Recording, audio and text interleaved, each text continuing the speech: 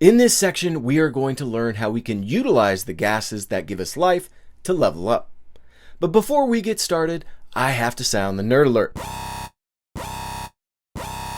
The information found in this video will probably be new territory for most folks. And the only reason we're talking about gases is because they have a profound impact. So breathe easy. The puzzle pieces will make sense in the end. All right, with that out of the way, let's get started. The air we breathe consists of 78% nitrogen, 21% oxygen, and the remaining 1% is a mixture of other gases. Yet, human survival mostly is influenced by three gases: oxygen, nitric oxide, and carbon dioxide.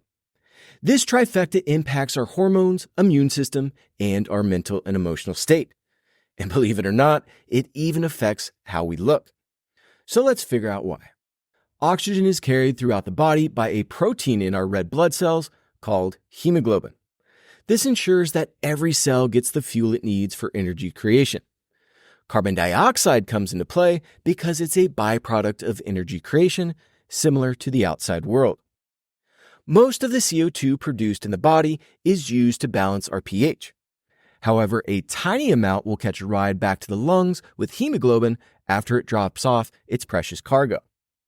So I suppose we could view hemoglobin as our gaseous takeaway and delivery service. And the efficiency of this system is determined by environmental factors, including our pH, temperature, and gas ratios.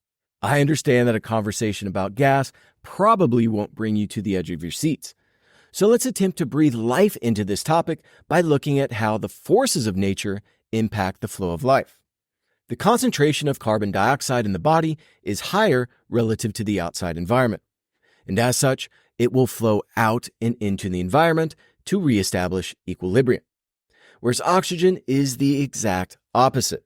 And curiously, by the time oxygen gets to our lungs, the concentration hovers around 95 to 100 millimeters of mercury, which is why we will never see oxygen levels higher than the 100 mark. That is, unless you increase pressure by jumping into a hyperbaric oxygen chamber or by getting a boost from an oxygen tank.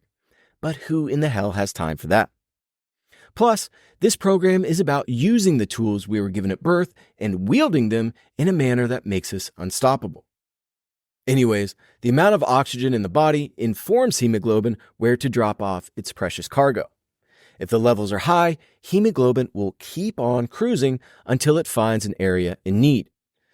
This supply and demand model ensures every cell gets adequate fuel. But if this vital service is hindered, chaos will follow. A few examples include lung and heart disease. Additionally, low iron levels also makes the list because it is needed to carry oxygen. So any iron deficiency will quickly short-circuit energy production and cause fatigue, weakness, and cold extremities. The other forces that impact our gaseous delivery system are temperature and pH. Think of it this way. Do you remember running until complete exhaustion? I'm betting your legs felt like they were on fire. This is because energy produces heat in the working muscles along with an increase in carbon dioxide, which turns the environment acidic and generates a burning sensation. In response, our body dilates blood vessels in the struggling areas. This not only brings in more fuel, but also cools the working muscles. This abrupt change also increases our third gas, nitric oxide, and in so doing, dilates the blood vessels even further. In gym lingo, this reaction is known as the pump because the increased blood flow causes the muscles to swell. Anyways, these environmental changes are essential for oxygen transfer because this warm, hypoxic, and acidic environment acts as a homing beacon for hemoglobin's pickup and takeaway service. All right, I know we just ventured into the scientific weeds, but it is vital to understand how our environment alters how we function.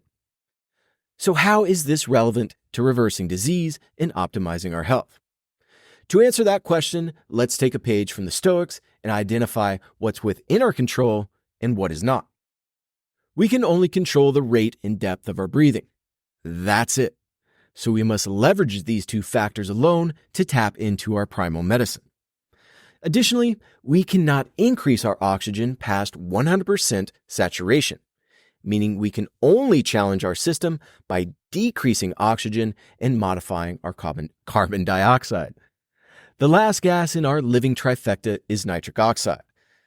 Nitric oxide can be influenced by many factors, such as diet, fasting, exercise, breathing, and even the route in which we breathe.